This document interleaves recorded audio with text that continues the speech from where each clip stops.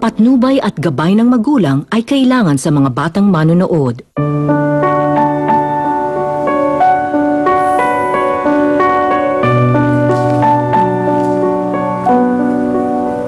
Pinatawa niya tayo ng ilang dekada.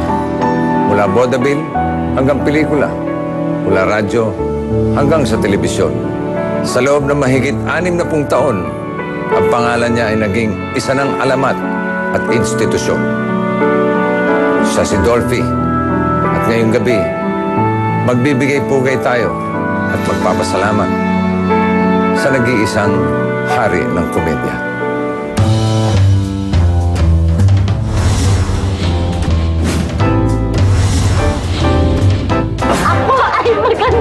Ako ay maganda. O yan, past tense yan. Tsaka po kutsinta, tsaka po keso. Ay, hindi ako basang-basa. Puro ka na doon. Pagito.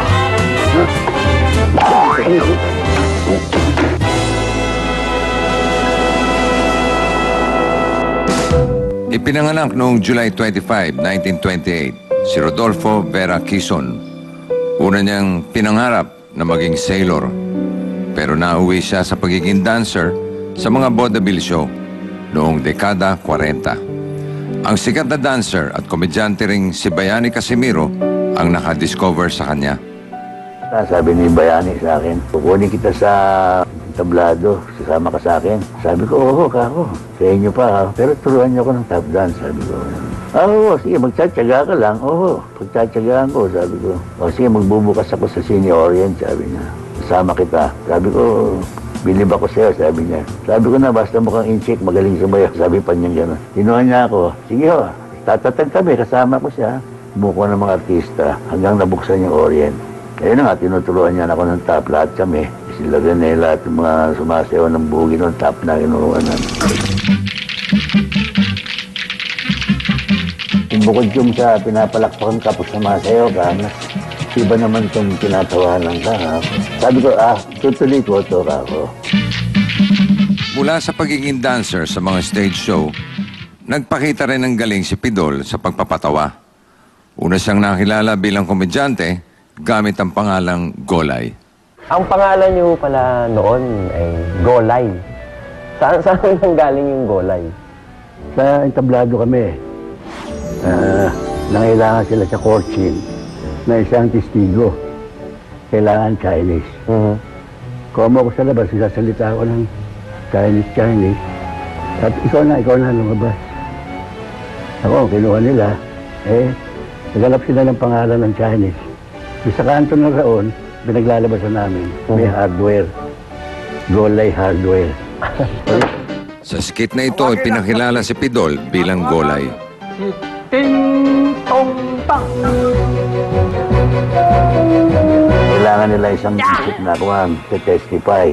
Kung mo ako nag-i-incheck doon sa labas, pag nag-uusap kami minsan, yung mga kwentuhan, nag-i-incheck ako. Ito niya, marunong mag-incheck na kuhan, ng tindahan. Bakit natin yung baston? Nagsabi ko, hindi ako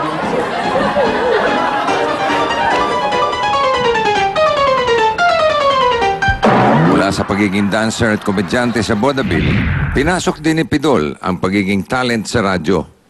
Ang skit na ito ay base sa isang nakakatuwang karanasan ni Pidol bilang isang radio talent. Tuwing sasapit ang ika-5 ng gabi, amin pong inihandog sa inyo. Kinuha ko ni Conde Ubaldo. Meron siyang mga radio show. Kinuha muna ako sa sustaining, yung walang bayad. Ang bayad, yun lang mga ini-sponsor, yun lang binabayad sa amin. Halimbawa, Ropez, si Charon. At dyan nagtatapos ang program. Sumikat man si Pidol sa pagpapatawa sa radyo, telebisyon at pelikula, hindi dapat malimutan na una niya tayong iniliw sa pamamagitan ng pagsayaw. Narito sina Edgar Alan Guzman at Rojon Cruz sa kanilang version ng isang dance number na pinasikat ni Pidol at Bayani Casimiro sa pelikulang Football Mambo.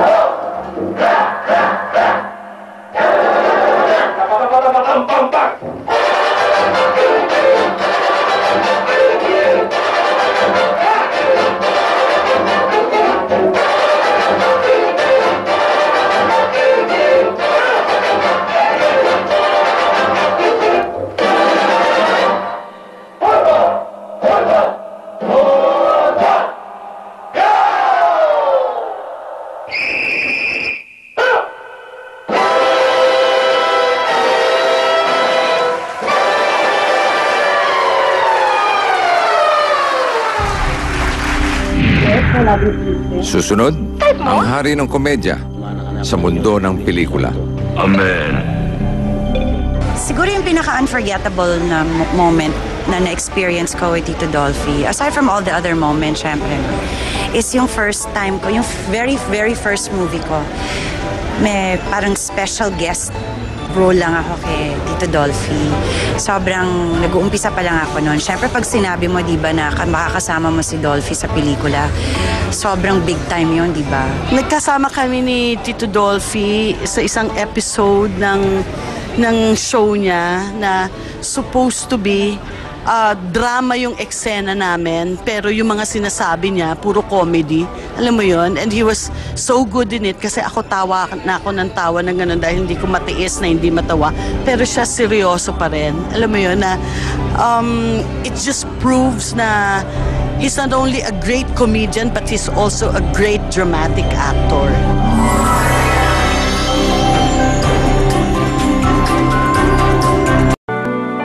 Matapos maghari sa pelikula, sinakop naman ni Pidol ang telebisyon. At dito, lalo siyang napalapit at napamahal sa masang Pilipino. Nang iwan ni Pidol ang Sampaguita Pictures, naging jobless siya. Pero noong 1964, kinuha siya ng ABS-CBN para gawin ang musical comedy show na Buhay Artista.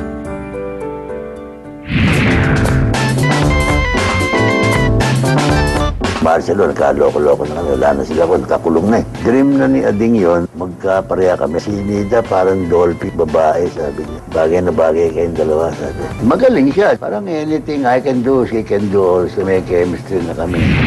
Ako ano? Ako ay maganda. Ako ay maganda. O yan, past tense yan. Noong 1970s, nakilala ng sambayanan ng pamilya ni John Poruntong. Ang sitcom na John and Marcia sa RPN 9 ay gumawa ng kasaysayan bilang isa sa mga long-running at successful comedy series sa Philippine television. Ito rin ang programang nagluklok kay Pidol bilang pambansang tatay ng mga Pinoy. Happy anniversary sa aking anak na nagtiis ng 24 na taon sa kanyang asawang walang kabuhay-buhay. Cetera, cetera. Noong 1990s naman, muling nakilala ng bagong henerasyon si Pidol bilang Kevin Cosme, ang masipag na padre de pamilya ng Home Along the Riles sa ABS-CBN. Umabot kami ng 81, mga ganun rating namin. halos lahat, puro doon na lang nanonood. Oh. Dahil pa namin yung mga Miss Universe na mga special occasion. Sa kanyang mga huling taon sa telebisyon, naging tahanan ni Pidol ang TV5. Siya ang makwentong lolo ng Pidol's Wonderland. Use continue in a sentence. Continue? Continue. I will continue to, I will stop. Mali. Mamaya ka na ikaw. Kahapon ang dami-dami nyo. Ngayon, continue. Anong hayop ang hindi mainit ang ulo? Cool lang, cool. Cool, hayop na hindi mainit ang ulo. Sa bagay, lahat ng hayop, alam ko, nag-aaway-aaway yan. O, sige, ano? Lion. Bakit ito? Ba? Wala lang yun eh. Cool lang eh. Lion. TV5 din ang naging daan upang magawa ni Pidol ang isa sa kanyang mga pinakahuling pelikula noong 2010. Batay sa buhay ng lola ng TV5 chairman na si Manny V. Pangilinan, ang pelikulang Rosario ang nagbigay ng MMFF Best Supporting Actor Award kay Pidol na gumanap bilang tiyuhin ni MVP.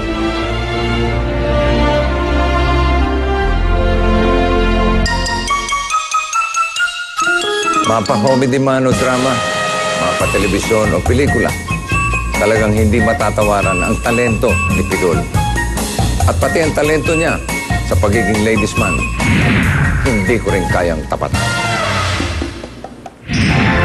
All the girls who share my life, when I was someone else's wife, I'm glad they came along. We dedicate this song to all the girls I've loved.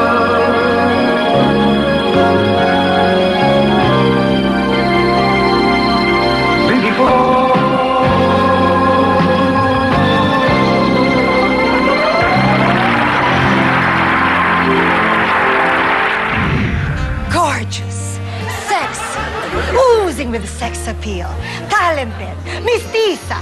Lahat na yata ng characteristics na hinahanap ng isang Rodolfo Quezon o Dolphy ay nasa akin na. Ay nako, kung nakasabayan ko lang si Dolphy at naging leading lady niya ako sa mga pelikula, sigurado ako, 100 na rin ang anak namin. Biro lang. Kidding aside, kaya daw maraming nai-in-love na girls kay Dolphy ay dahil bukod sa kanyang exceptional humor, alam na natin lahat yan, ay super bait at maalaga sa kanyang mga leading ladies, si Dolphy. Patunay na magnetic talaga ang personality ng King of Comedy, ang tambalang Dolphy Pilar Pilapil. Nakilala ni Dolphy ang 1967 Miss Philippines na si Pilar Pilapil at syempre, nabighani ang hari sa Beauty Queen. Naka-6 silang pelikula mula sa Pacifica Falayfay, Golpe de Gulat, Boyoyoy, El Pinoy Matador, Tayo ng Mag-Up, Up and Away, Cyrano at Roxanne. Isa rin sa mga naging favorite real at real leading ladies ay si Lottie Ski. Nakita ni Dolphy ang kanyang larawan sa isang shell calendar. Nakasyam na pelikula ang tambalang Dolphy Lottie Ski. Ang ilan rito ay Captain Barbel Boom, Taho Ichi, Bugoy, Max and Jess, at Darna Kuno. Iba naman ang pinagmula ng samahang Dolphy Alma Moreno. Nag-umpisa sila sa pelikulang Teacher's Pet. Nag-outing ang grupo hanggang nauwi sa Sawayan. Sayawan! Nakapag-produce ng maraming box office hits ang partnership ng dalawa. Kabilang na dyan ang Good Morning Professor, My Funny Valentine, Teng Teng de Sarapen, at ang naging launching movie ng anak ni Dolphy at kaibigan kong si Eric Quezon.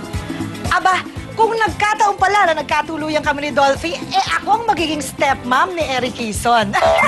Pero alam niyo ba ang isa sa pinakamatagumpay na tambalan sa mundo ng Pinoy comedy, mapa-television man o pelikula, ay ang samahang Dolphy Nida Blanca? Colored na ang TV noon. At dito na nagsimula ang tambalang gagawa ng kasaysayan sa pelikula at telebisyon. Ang tambalang John and Marcia. How about me, Dolphy? Do you find me sexy? Susunod, isang espesyal na awitin ng mga anak ni Pidol. Na-involve ako dun sa Manila Pen incident, no? So we stopped interviewing dun sa book.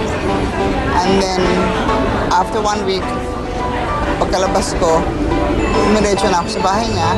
Una niyang greeting sa akin, "O, Kosa, lumaya ka na pala." Meron siyang mga ginawa ng yung good time na tinatawag namin na bago mag-last day, yung pagtatanghal sa live show, meron silang mga ginagawang mga, yung sasabihin mo pang good time na nandyan yan yung mga chorus boy dahil galing siya doon. Tinatahi yung laylayan ng pantalon, kaya pag magbibis na nagmamadali ang chorus boy, hindi nila masuot yung pantalon dahil nakatahi yung laylayan.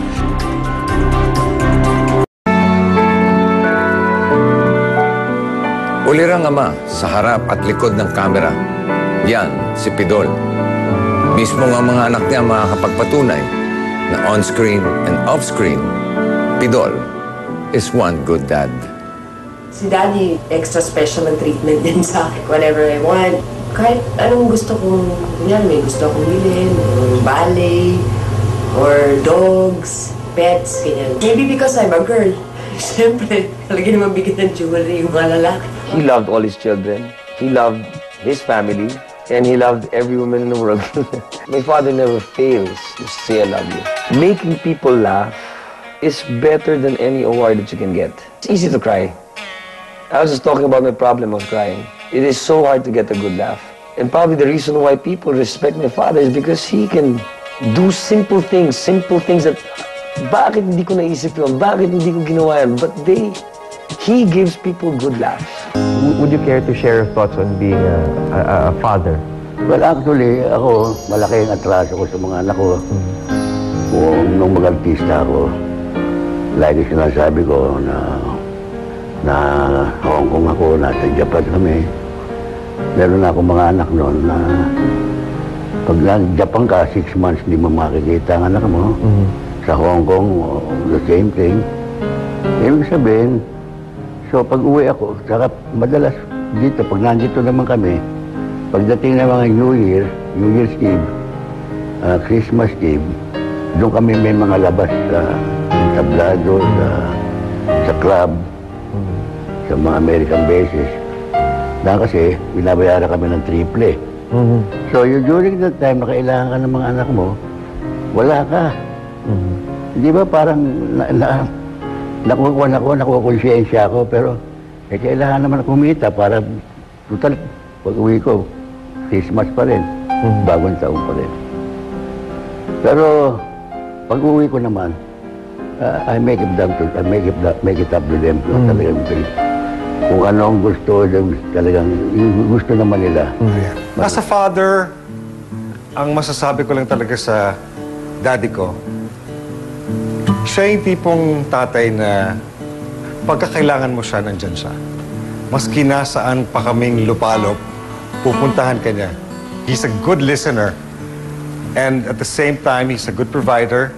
At napaka-generous. He's generous with himself.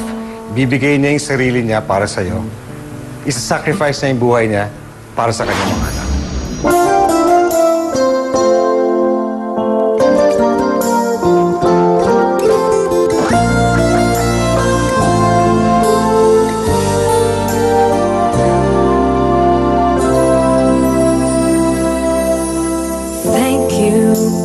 Teaching me how to love, showing me what the world means, what I've been dreaming of.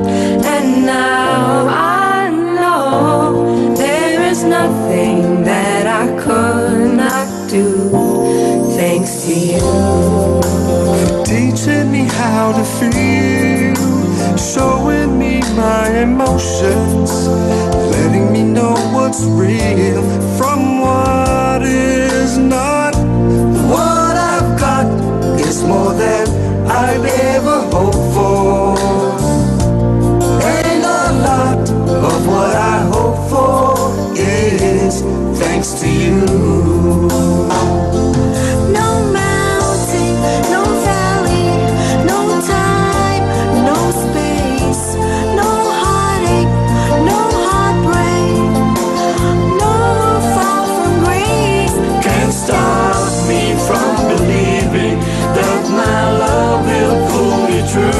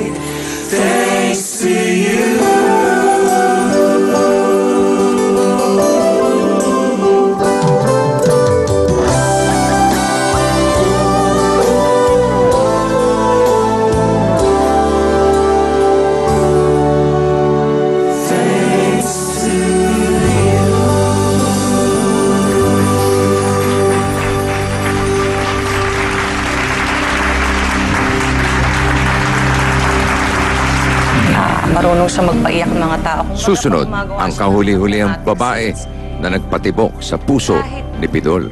The funniest moment with Tito Dolphy was actually, it's ironic kasi it was in his hospital room, and when he was joking around with my wife, Angeli, kahit na may sakit na siya, naiintindihan niya ang lahat ng mga binibitawan pangalan ni Angeli. And I thought, for me, that was the epitome of it all. Nakakatawa, naiintindihan niya ang lahat. And that for me was the funniest moment. Well, yung katulad nga kanina, yung mga Home Alone days. Alam mo, hindi ko makakalimutan yan kapag nakikita kami sa sinehan sa Rapol. Nahihilig manood ng sine. So nagkikita kami laging ng babati, laging masaya, laging pareho lang. Alam mo yung hindi siya nagpakita ng pagiging hari, alam mo yun. So, it's the best para sa mga. Kung may babaeng nagpa-inlove ng matindi kay Pidol, yun ay si Shasha Padilla. At dahil sa pagmamahal ni Pidol kay Shasha, tumigil siya sa pagiging ladies man ng showbiz. May iba na raw pumalit sa kanya. Hindi ako. I remember him sitting in a stool in a very dapper suit. As a joke na I would say, alam mo, nakita ka sa sine, sinabi ko, magiging asawa kita. I mean, it's so far-fetched, right? Even when I met him, I had no inkling. My father, kasi syempre, was mostly at work. Pumunta siya ng Vegas, and most of the fights were being held there. So that's when he started getting breaks talaga. Of course, the biggest break was the Thrill in Manila and Araneta. So, you know, we were parang children of an OFW. That's how it felt. And I was really looking for a father figure.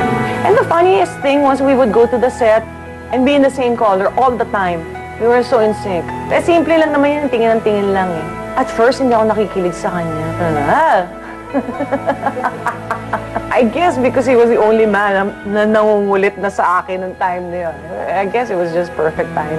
Honest to God, you'd fall in love with him because of, you know, who he is. May pinagsasalosan pag tinitignan niya. One time we were eating, andito ako, so he was facing this way. Lingon na siya ng lingon dun sa artista. Ay, artista, maganda talaga naman. Sabi ko lang, alam mo, itong steak knife, sasaksakin na kita.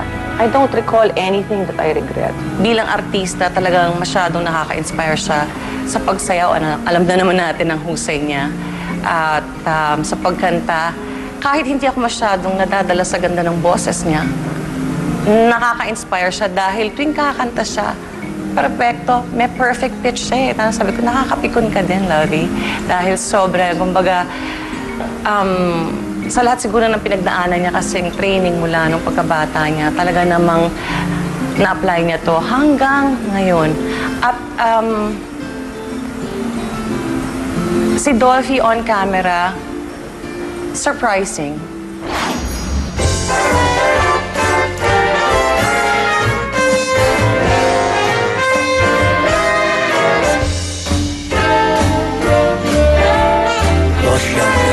So yummy, pakiramdam ko ba you make me feel so young. You make me feel so spring and sprung. And every time I see you grin, I'm such a happy individual. The moment that you speak, I wanna go play hide and seek. I wanna go and bounce the moon just like a toy balloon. Yes, you and I, we are just like a couple of dots.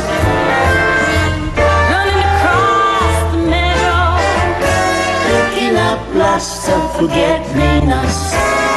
You make me feel so young. you make me feel there are songs to be sung, bells to be rung, and a wonderful spring to be sprung. And even when I'm old and gray, I'm gonna feel the way I do today. 'Cause you make me feel so young.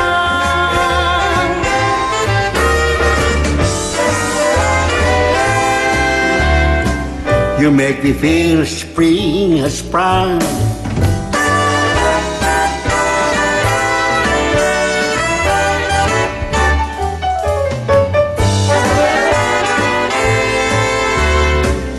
wanna go play hide and seek.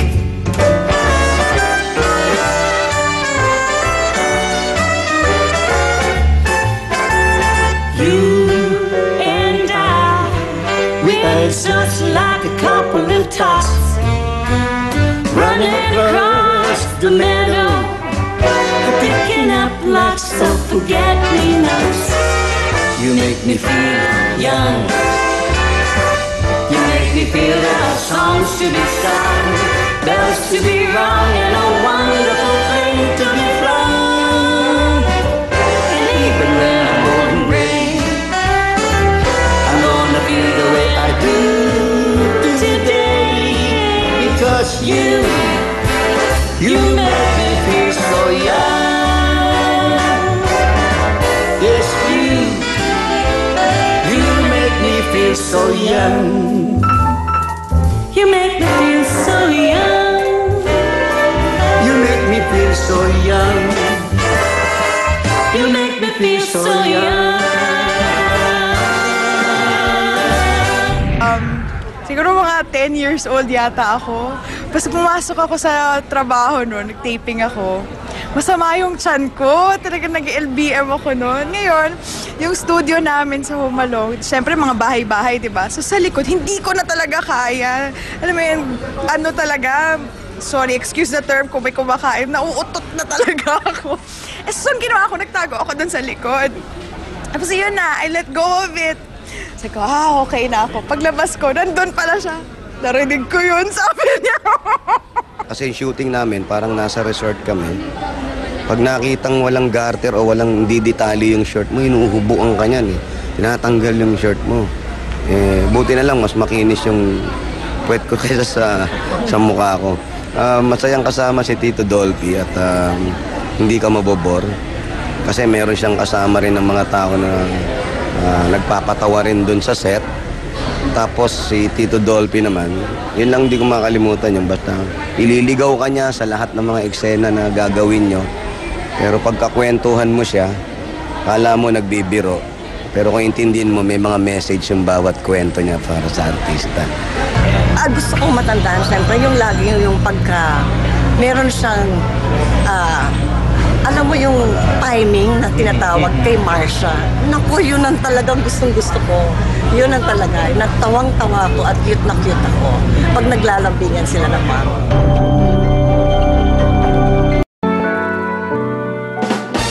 Sa isang napakabihirang pagkakataon, nagkasama-sama kami ni na paring Joey at Pidol sa grand launch ng TV5 noong 2010. Baka gusto mong samahan kami sa isang awitin. Ba, sige. Okay. Pwede. Maestro! Yan. Okay sa'yo yan. Walang ibang pansarap sa pagtitinginan natin. Sarap. Sana ay di na mawakas itong awit ng pag-ibig.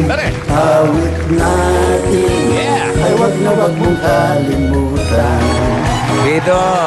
Pangako ko naman ay lagi kang pagbibigyan. Ayos! Magpakailanman. Ang isang pag-ibig ay parang lansangan na panlalawahan. Kaya't sa aking awit tayo ay magbigaya. Awitin mo at isasayaw ko. Awitin mo at isasayaw ko.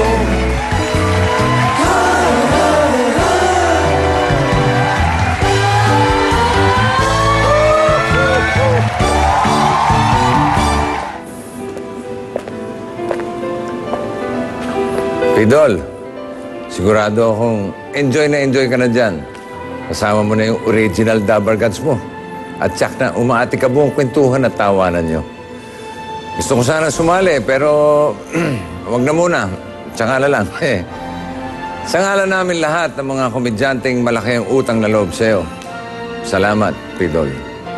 At sa ngalan ng sambayan ng Pilipino, maraming salamat dahil sa kasiyahang binigay mo sa aming lahat. Muli, salamat, Pidol. Long live the King of Comedy.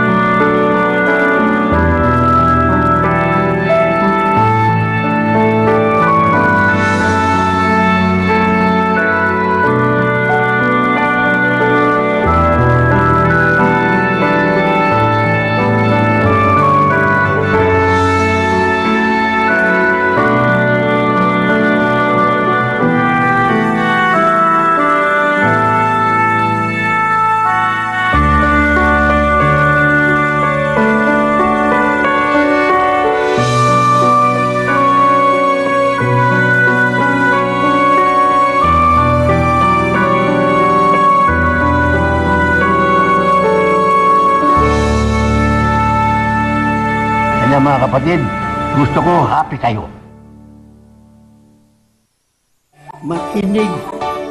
Makinig kayo sa aking mga kwento. Sit back and relax kayo. Maglalakbay tayo sa mundo ng pantasya, pambihira at katakataka. Mapupuno kayo ng tuwa at mamamanghang talaga. Dito sa Pidol Wonderland.